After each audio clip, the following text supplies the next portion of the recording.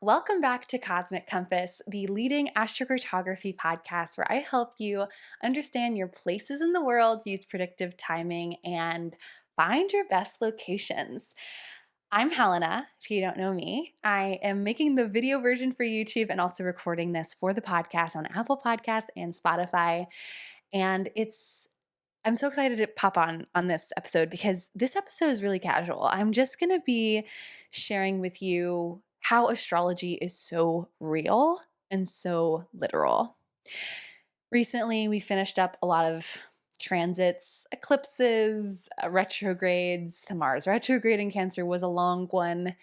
And I wanted to share just some real life examples of what I've been going through in my own life and how it corresponds exactly with the transits, the specific transits, the planetary movements, the real time planetary movements that are happening, right? I'm really trying to get more into sharing real life examples, both on the podcast through astrocartography stories, but also my own experiences, my husband's and my experiences. I love sharing these story times with you. So let's get into the podcast. Before we get started, do know that I have a free astrocartography cheat sheet and a new freebie, Mapping Mysteries Revealed, which you can get down below in the show notes or the description of this video. If you've ever wanted to know what your lines mean on your map or get answers to some common astrocartography questions that I frequently get, you can find all that for free down below in the description. All right, so let's just start off with the fact that astrology is perfect. And I don't say this in a subjective, emotional way, but rather what we are going through here on Earth is literally a reflection of what the cosmos, the transits are happening, the planets, the movements. It's literally showcasing and reflecting that which we are experiencing. And one of the things that I think a lot of people think about when, we talk about astrology and predictive timing, which is what I specialize in. I specialize in predictive astrology. I'm not a evolutionary astrologer or a spiritual astrologer. I am a predictive traditional astrologer. But when we talk about things like predictions, a lot of people think that we're giving our power away. We're not. We're always in alignment, in connection with ourselves and our inner voice and our intuition. And often when we trust ourselves and we just observe and note what is happening in the world around us, we'll find that the transits are a direct mirror to that which is happening. The planets are never causing anything to happen.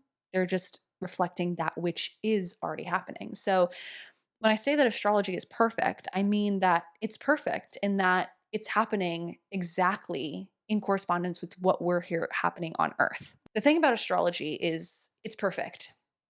The transits never lie. Astrology never lies. The transits are going to happen whether you like it or not. The astrology is always going to play out whether you like it or not. And instead of giving your power away to life and surrendering completely and feeling like you have no choice in the matter, you do have choice. You do have free will. And it's about trusting yourself, your intuition, and following your inner voice, your inner authority, your gut, whatever it is that you know to trust within your body.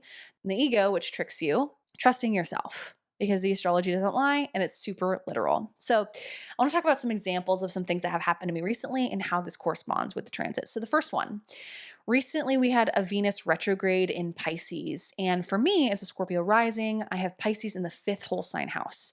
This transit was an interesting one. The biggest thing that came up with this Venus retrograding in my fifth house was the topic of children. Fifth house pertains to the topic of children, pregnancy, reproductive things, having children, right? That is the fifth house. It's also the house of creativity, content creation, self expression, house of fun, joy, pleasure. When Venus went retrograde into the fifth, children became a huge topic for my husband and I. We heard that his sister got pregnant. And Alex and I noticed that a lot of his friends, he's 5 years older than me and my husband, and a lot of his friends are having kids right now. And it was just this moment when Venus was retrograde at this standstill. Venus is in her throne in its exalted position of Pisces.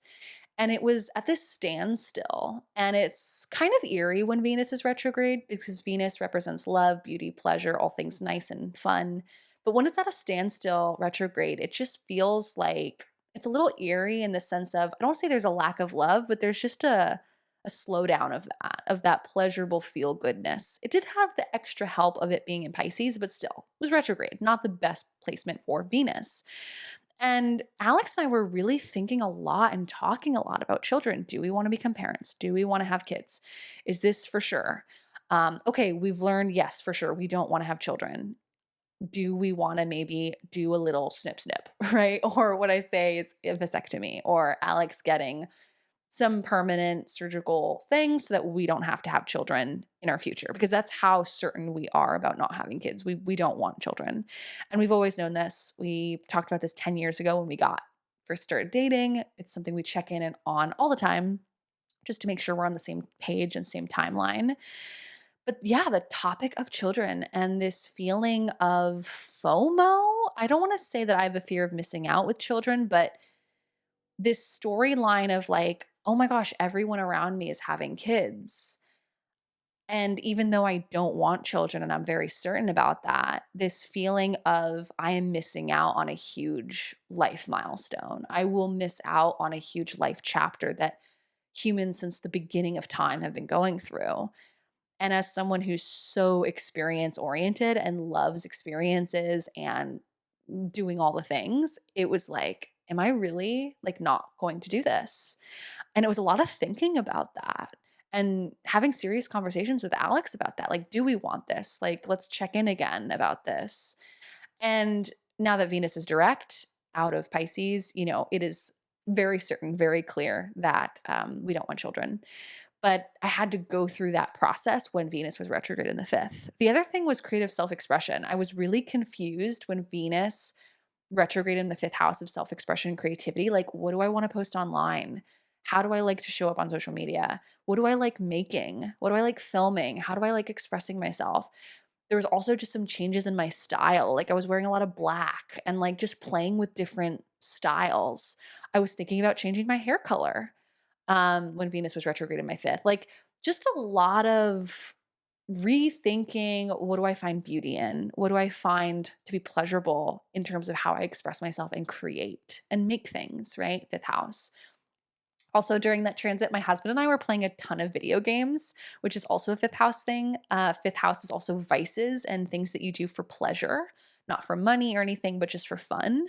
And Alex and I were playing a ton of video games like Tomb Raider, Hogwarts Legacy. I have a Disneyland game that I got in 2017 that I still play on Xbox. Yeah, just playing a lot of video games. And then also another thing that came up too was when Venus was first in Pisces earlier in the year, I started reading a lot of fiction books. And then when Venus went into Aries, it moved into Aries, I then started reading a lot of nonfiction. And then when Venus went back into Pisces retrograde, I then picked up the fiction books that I didn't finish when Venus was in Pisces. I finished those fiction novels when Venus was wrapping up in Pisces retrograde. So I just find that like an interesting little thing that happened that I finished the fiction books. Venus and Pisces is more fiction, fantasy, poetry. I finished reading those books when Venus went retrograde. It's like I stopped it and moved on to nonfiction when Venus went into Aries, and then I went back and finished the novels when Venus went retrograde in Pisces. So I thought that was really interesting. It's just so literal, right? And that's the thing about transits is the planets represent very specific things. The houses represent specific things. And it's just so cool when you put it together and read the timing. So anyway, a couple other transits I wanted to mention. The Mars retrograde. So when Mars was retrograde in Cancer, it was in my ninth whole sign house, which is the house of travel, beliefs, astrology. What do you believe in? Like your faith, your philosophy, your beliefs, right? The ninth house for me with the Mars retrograde in the ninth, it was a lot of rethinking my beliefs in terms of astrology. One of the things that was like the biggest, like dominant thing I was researching and exploring during the Mars retrograde in Cancer. What are my beliefs within astrology? Because there's a lot of different schools of thought with astrology. There's a lot of different systems and ways you can go about it. There's the evolutionary spiritual side of astrology, and there's a ton of them on Instagram. You can find a ton of spiritual astrologers online, the love and light spiritual girlies, I like to call them. And there's no shade when I say that. It's not my style of astrology, but I like it. And I did that type of astrology for years before I got into Hellenistic astrology in 2020. But like, 2017, 2018, 2019, I was really into a more evolutionary style approach to astrology. But during this Mars retrograde, it was a lot of like rethinking, like, do I still want to pursue the predictive route versus the spiritual route of astrology? And I started following a lot of astrologers that are usually not people I would normally follow, or like schools of thought I wouldn't normally follow. And I was just kind of exploring and like listening to their podcasts and, looking into their courses and following them on social media and just kind of getting a taste of like what's a different approach to astrology that I haven't really explored in a long time, because I've been kind of in this predictive route since 2020, since the pandemic. And I don't know if I've shared that story about why I got into Hellenistic astrology. COVID happened because I was following the astrology podcast with Chris Brennan and many other astrologers, and they were all predicting like something crazy would happen beginning of 2020 in the world, and it would affect the whole world. And I was just curious, and I was listening to these podcasts for months before it happened. And then when January 2020 came, and first it was the Australian wildfires, and then it was Trump declaring or having some issue. There's an assassination of some leader, and everyone on Twitter was saying there was going to be World War III. And then it was COVID, the pandemic, right? And I remember when the pandemic started, I knew it was going to last years. I told my husband, I said, this is going to last years. This is not going to be a short term thing. I just felt it in my body. And I remember taking the train down through Finland. We had just done a Finland trip. We were in the north of Finland.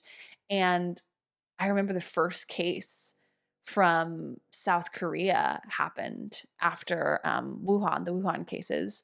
And I remember turning to my husband and saying, we have to get masks because this is going to be everywhere. It's literally going to be everywhere. And then when the first Italy case happened, I was like, oh my God, this is it. This is it. And I knew, one, because my intuition was telling me, my gut, my body was telling me. I just knew it. But then also, all the astrologers on the internet were like, this is it. This is what we've been telling you for literally 2 years about, that beginning of 2020 was going to be a crazy thing that happened to the world. And it did. And all the astrologers were right. They all predicted something crazy would happen. A lot of them didn't know what. One astrologer I'd followed said that there was going to be like a lockdown of some kind where people are going to be feeling imprisoned. Literally was a lockdown, right? And so when COVID happened, I got really in predictive astrology. I got really into it because you could make predictions for the world. And I never used astrology in that way ever. I always only ever used it for relationship compatibility, like synastry, or I would use it for birth chart analysis or astrocartography. But I never ever used it for like making world predictions, or that you could predict your life using transits. And that's when I got really into predictive astrology, was when COVID happened. And so when COVID began, it was like I got way into like so into just traditional Hellenistic astrology. And then during the Mars retrograde in my ninth recently, it was like, okay, but let's explore other ways of seeing astrology, like more holistic evolutionary perspectives. I started getting deeper into Vedic. I started exploring just different perspectives on how the planets work. Placidus, I started playing with Placidus house system over whole sign with the Mars retrograde.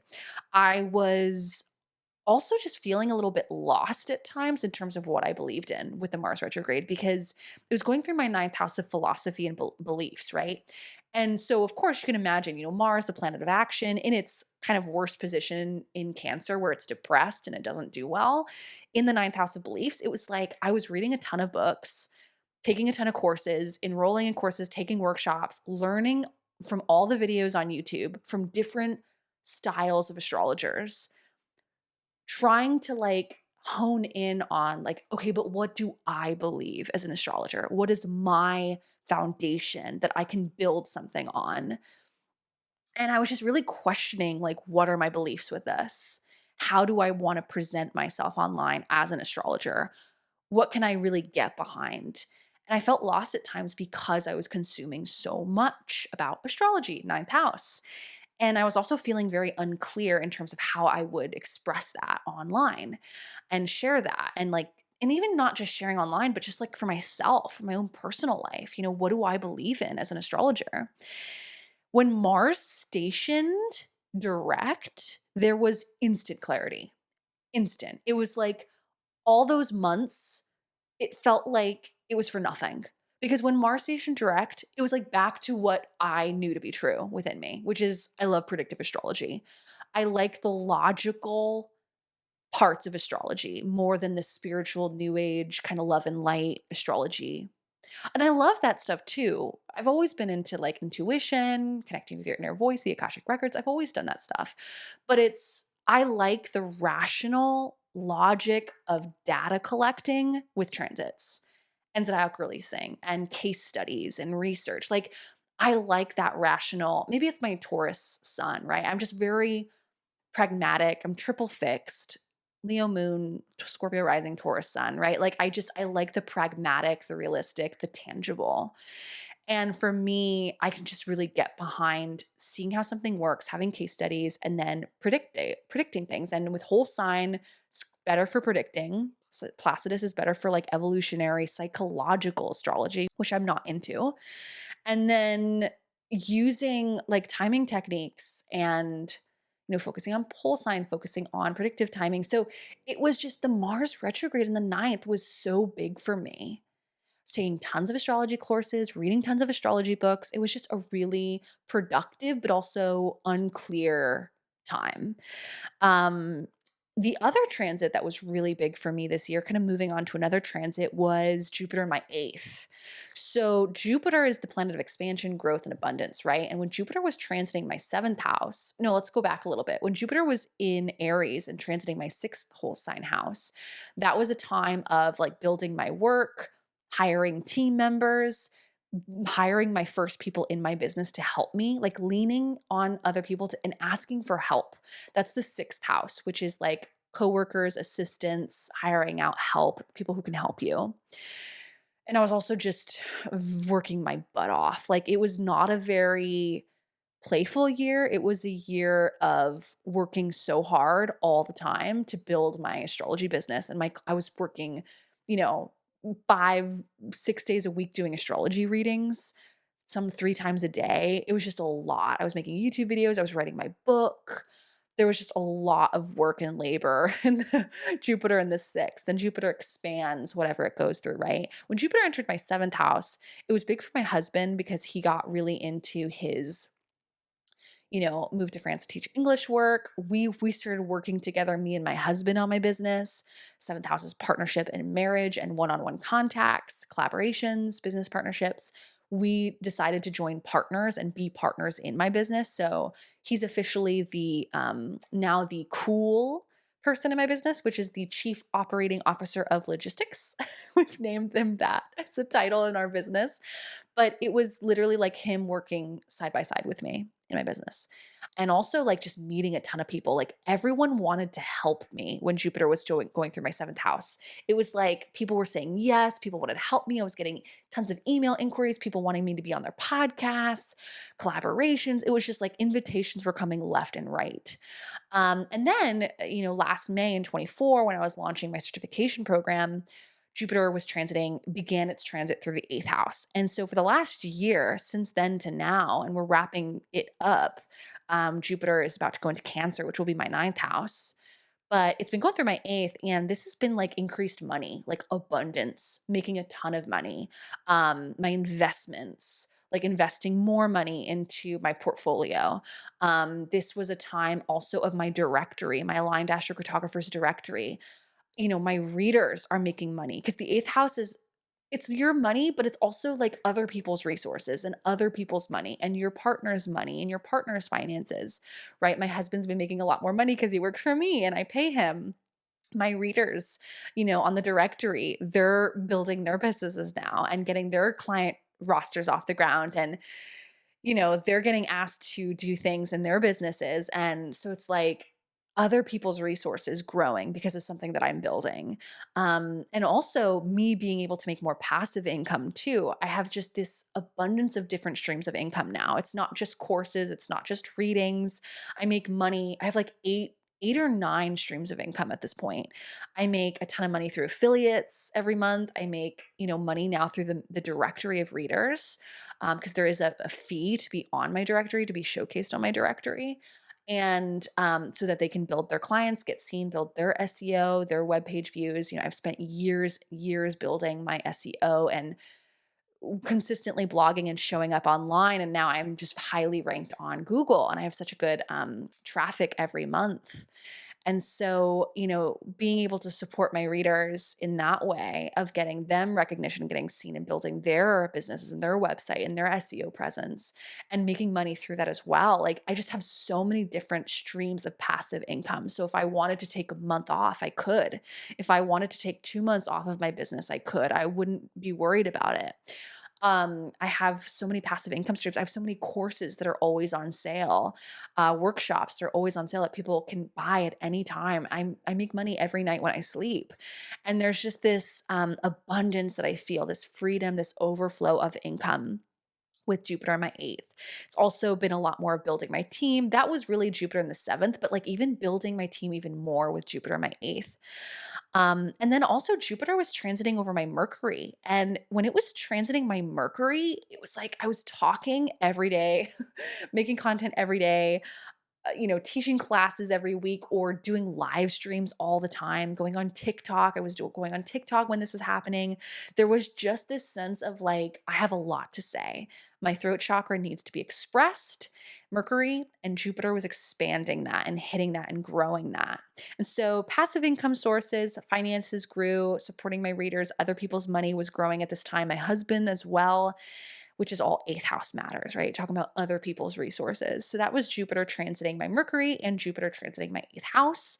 Now, going a little bit more intermediate for some of you who are more intermediate astrologers, Mercury, the planet Mercury, rules over my 11th house and my eighth house, right? And so this is where we get into rulership in astrology. So Virgo and Gemini, wherever you have Virgo and Gemini, if you have a transiting planet hitting Mercury, it's going to affect both that Mercury, but also the houses, the whole sign houses that have Gemini and Mercury, because Virgo rules over those.